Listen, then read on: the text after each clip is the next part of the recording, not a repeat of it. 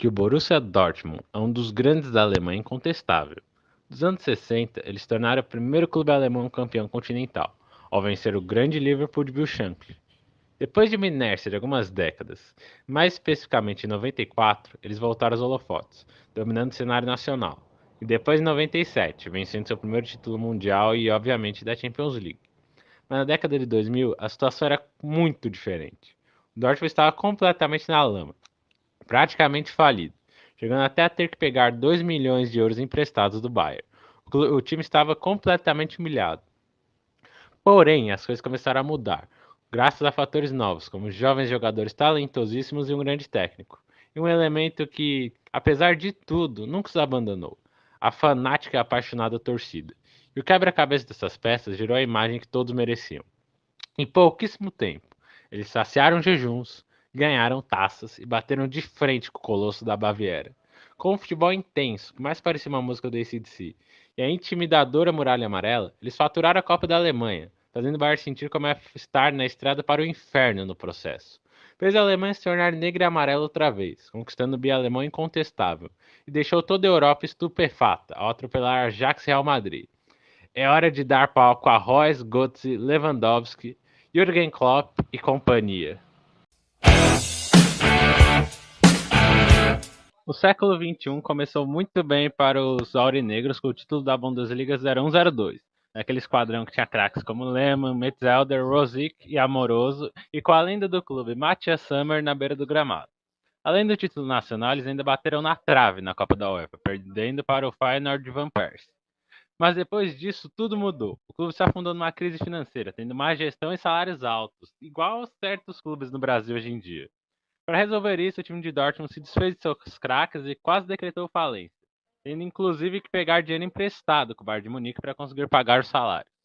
Eles conseguiram dar uma respirada em 2006, com a venda dos naming rights do seu estádio, e com a Copa do Mundo aconteceram melhorias nele, e o Borussia ganhou reconhecimento.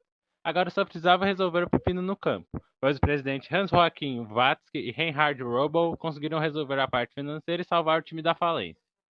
Buscando contratar jogadores mais jovens e baratos, o Dortmund buscou montar o elenco que superasse as tenebrosas campanhas anteriores no alemão. A nova fase começou já em 2008, com a chegada de Jürgen Klopp. O trabalho deu frutos rápido, com o título da Supercopa da Alemanha e o sexto lugar já em 2008, e garantiu um lugar na Copa da UEFA. Novos jogadores foram ganhando espaço, como Subotic, Hummels, Grosskreutz, Sven Bender e Lucas Barrios, além das joias da base Mario Götze e Marcel Schmelzer. Focado no futebol ofensivo e no entrosamento, Klopp deu sua cara ao time, e o rendimento aumentou de forma progressiva, com eles ficando em quinto lugar em 2009 e 2010. Na temporada seguinte chegaram Shinji Kagawa, Piszczek e Robert Lewandowski. Com um elenco forte, entrosado e unido, o Borussia estava pronto para voltar às cabeças.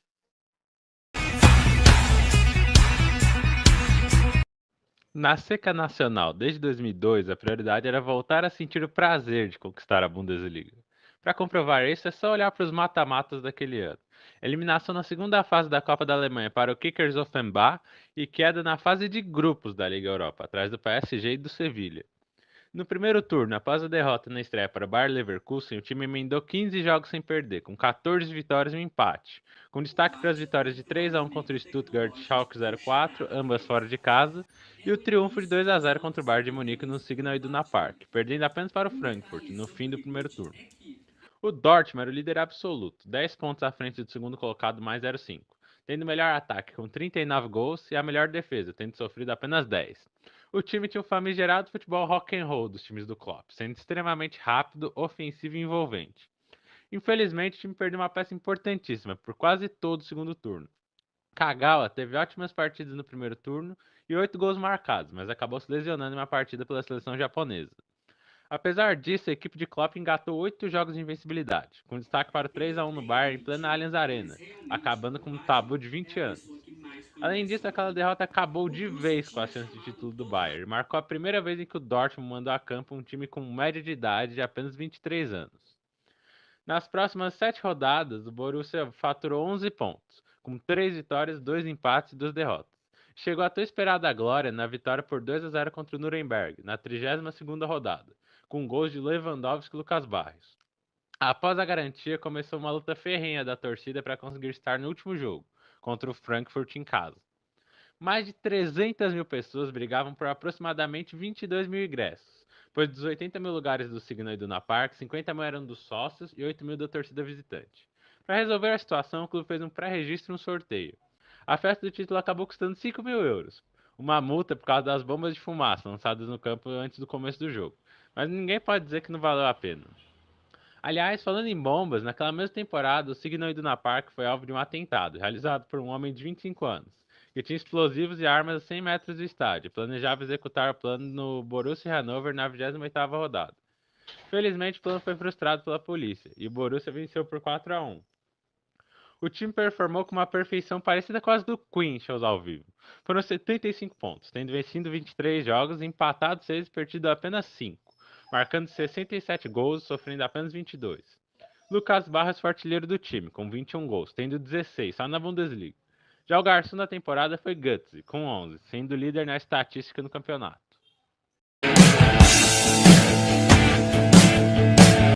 A temporada 2011-2012 começou com uma baixa importante. Sarrinha acabou se transferindo para o Real Madrid, e o Dortmund trouxe Gundogan para assumir seu lugar. Mas mesmo com a perda de um titular, o time ainda era considerado favorito no âmbito nacional. Mas muitos começaram a duvidar do time após o começo de temporada broxante, para dizer o mínimo. Na Supercopa da Alemanha, derrota nos pênaltis para o rival Schalke 04. Na Bundesliga, um desempenho abaixo, apenas um 13º lugar.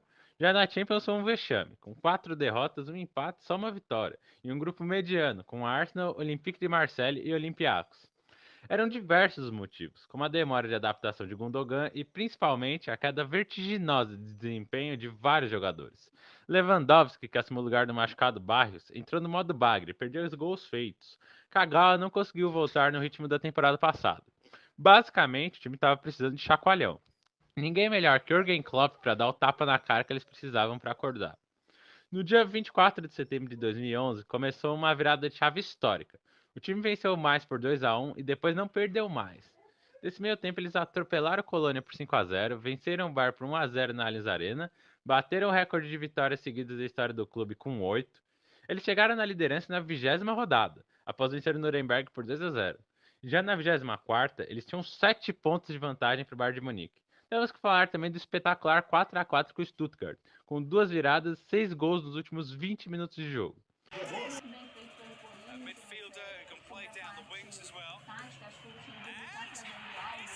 Não precisaria talvez tanto porque tem um elenco mais privilegiado, mas quando você não tem um elenco privilegiado,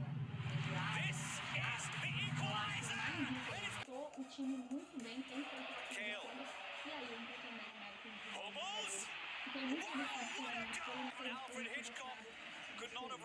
excelente. Atuou aí o Kiko, que realmente vai melhorar, mas o ambiente agora é outro. Agora é outra coisa, o Corinthians, a partir de hoje, começa um novo ciclo. Na 30ª rodada, uma final antecipada contra o time da Baviera, que estava apenas 3 pontos atrás do Borussia. Basicamente, quem vencesse botava uma mão na taça.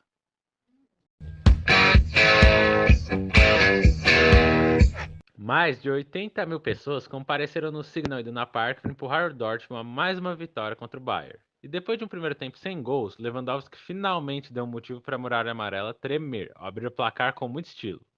E para deixar a torcida mais feliz ainda, o Robin ainda perdeu um pênalti e decretou 1-0 no placar final. Era a 4ª vitória seguida sobre o Bayern pela Bundesliga, que deixou o Borussia a um passo do título. A partir daí, o time venceu todos os jogos e levou a salva de prata. E mais uma vez, o título foi incontestável: 25 vitórias, 6 empates, 3 derrotas, sendo o melhor ataque com 80 gols marcados e só sofrendo 25, fechando com 81 pontos. O artilheiro do time foi Lewandowski, com 22 gols, na frente de Kagawa, que fez 13. Já o garçom foi Kagawa, com 9 assistências, e Kuba, com 8. Além disso, o Borussia foi o primeiro bicampeão além do Bayern desde 96. Mas a temporada ainda não tinha acabado. Ainda havia uma final de Copa da Alemanha para jogar.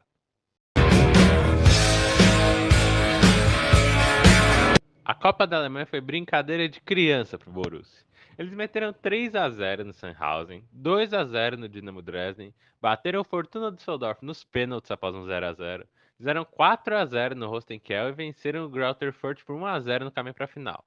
Klopp rodou muito bem o elenco, conseguindo ser competitivo nas duas competições sem muitos problemas físicos. A única lesão foi a de Götze, que perdeu boa parte do segundo semestre da temporada.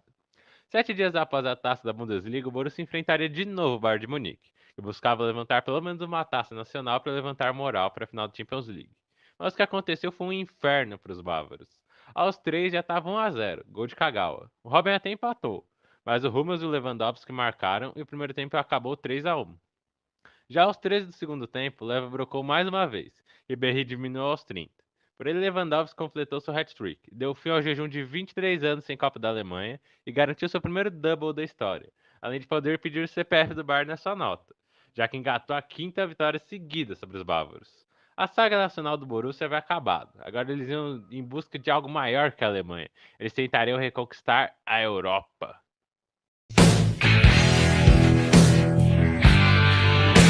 Pela segunda vez seguida, o Borussia perdia peças importantes para o time. Kagawa foi para o Manchester United por 15 milhões de euros e Lucas Barros foi para a China. O clube, para suprir a ausência do japonês, contratou Marco Reus, do Borussia Mönchengladbach, por 17 milhões e meio de euros. Sendo um jogador habilidoso, criativo e rápido, ele cairia como uma luva no esquema do Klopp. Após saciar o jejum de títulos nacionais, era hora de uma campanha respeitável na Champions. Mas ao puxar o cobertor para a competição europeia, o âmbito nacional ficou descoberto. E o jogo virou violentamente. Na Supercopa, o antes-freguês Bayern venceu por 2 a 1. Na Copa da Alemanha, mais uma eliminação para o time de Munique, agora por 1 a 0.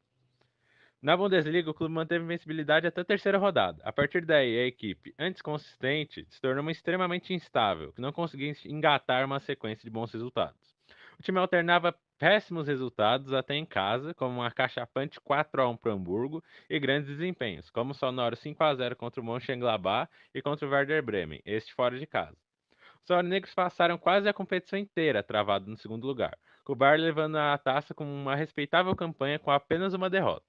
Lewandowski foi artilheiro da Bundesliga com 24 gols, e Reus fez 14, mostrando que seu investimento valeria a pena.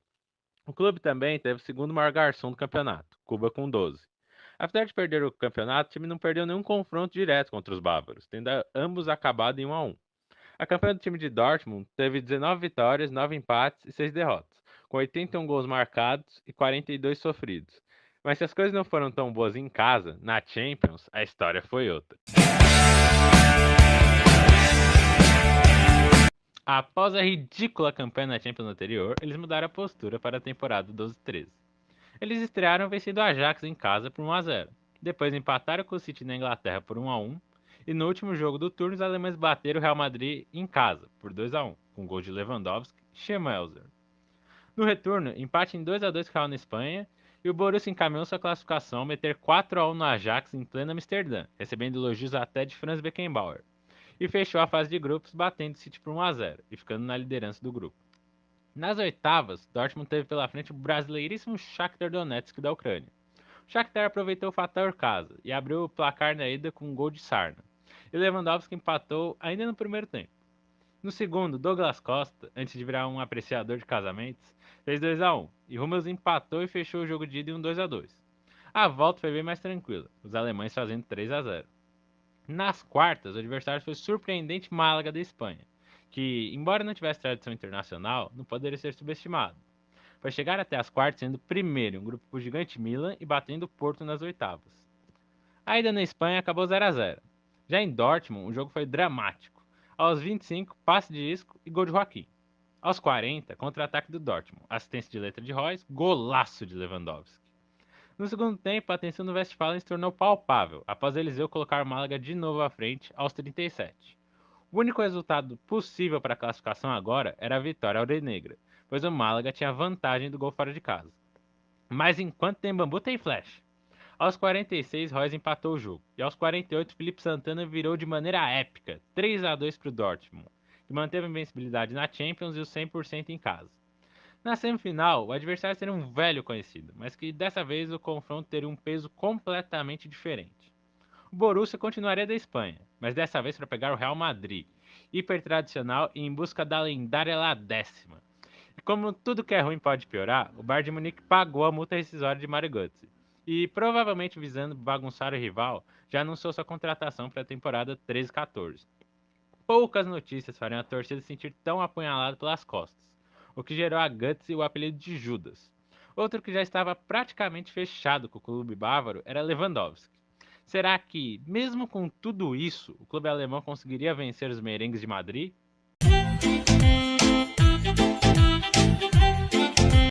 Todos sabiam que aquela noite iria ser histórica. Mais de 65 mil pessoas compuseram um verdadeiro alçapão. Parecia uma adaptação futebolística da Divina Comédia, onde ao invés de Dante era o Real, que iria acompanhar Virgílio rumo ao inferno, um inferno amarelo e preto. Mas aqui não teve paraíso. Ao invés de encontrar Beatriz no fim do purgatório, eles ficaram presos lá, como um certo polonês que fez história. Aos 8, Leva abre o placar de carrinho. Cristiano Ronaldo ainda empata. Mas o segundo tempo provou que minha analogia está certa. O Real sofreu. E muito. Aos 5, Lewandowski fez o segundo. Aos 10, o terceiro. Aos 21, Roy sofre pênalti. E isso mesmo. Leva na cobrança e o Leva é gol. 4-1. Uma goleada inimaginável, com uma atuação alucinante de Lewandowski, que se tornou o primeiro a fazer um poker em uma semifinal de Champions League. O maior campeão da competição, o gigante Real Madrid estava impotente, embasbacado, completamente atônito. Ele foi rebaixado a um simples aluno, aprendendo com o professor Klopp como se joga futebol. Na volta em Madrid, eles ainda mantinham a soberba em pé. Acharam que a camisa pesaria, que as Champions entrariam em campo, mas não foi isso que aconteceu. O Dortmund marcou muito bem, e o Real só conseguiu fazer algo no fim do jogo, quando fez 2-0. Depois de 16 anos, o Dortmund voltava a uma final de Champions.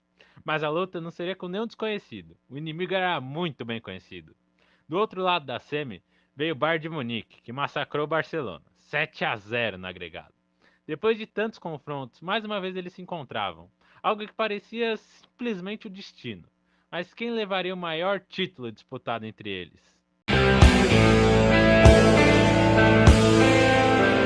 Depois de tudo que a Muralha Amarela passou, ver o clube quase falindo e tendo campanhas pífias na Bundesliga, eles mereciam ver a final.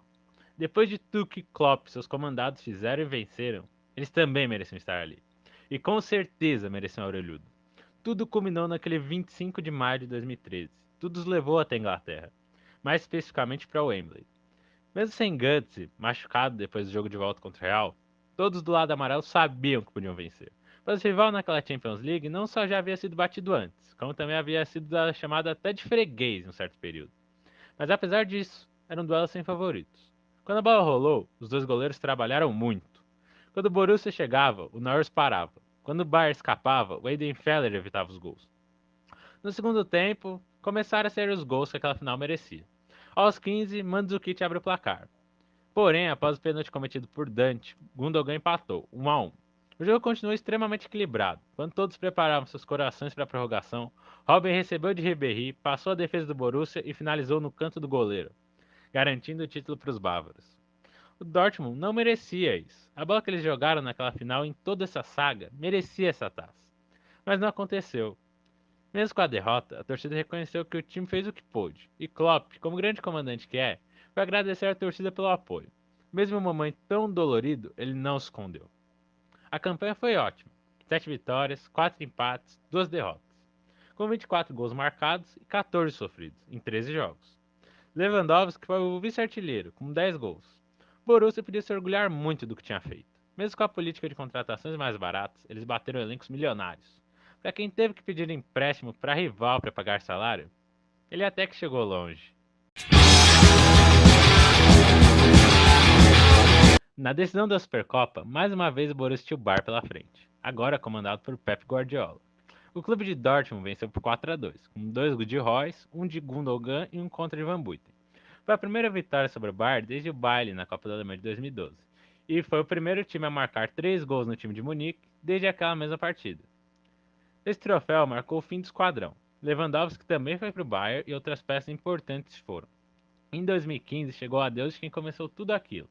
Klopp foi contratado pelo Liverpool, assim acabando com a incrível saga aurinegra. Esse Borussia é um dos maiores exemplos do que a boa gestão é capaz de fazer. Em 6 anos, o clube passou de quase falido a finalista da Champions League, bastando para isso achar os jogadores certos e não necessariamente caros. Assim foi construído um esquadrão que praticava um ótimo futebol, que orgulhava a apaixonada Muralha Amarela. Aquele jovem time mereceu tudo que conquistou e muito mais. Se tornou idolatrado por todos que apenas curtem futebol, mas principalmente idolatrado como uma das mais fanáticas torcidas do mundo. E um time que consegue fazer isso, com certeza, merece o título de time histórico. Rapaziada, é o Kevin aqui. Primeiramente, pedir desculpa por todas as inconstâncias de edição que teve esse vídeo. Tá mais de um mês editando isso, então fui melhorando com o tempo, sim. Esse vídeo tem bastante erro, então eu pedi pra vocês relevarem, né? Eu também quero pedir pra vocês deixarem o like, se inscrever, porque deu muito trabalho de fazer. E assiste nossos podcasts sobre futebol, se que não é sobre futebol também. E é isso aí, rapaziada. Espero que vocês tenham curtido. Valeu!